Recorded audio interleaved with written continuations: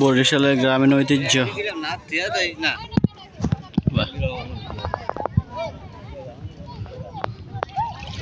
Trawler আটকে গেছে, আর যাবে না সামনে। বাস এখন সবাই হেঁটে হেঁটে যাইতেছে।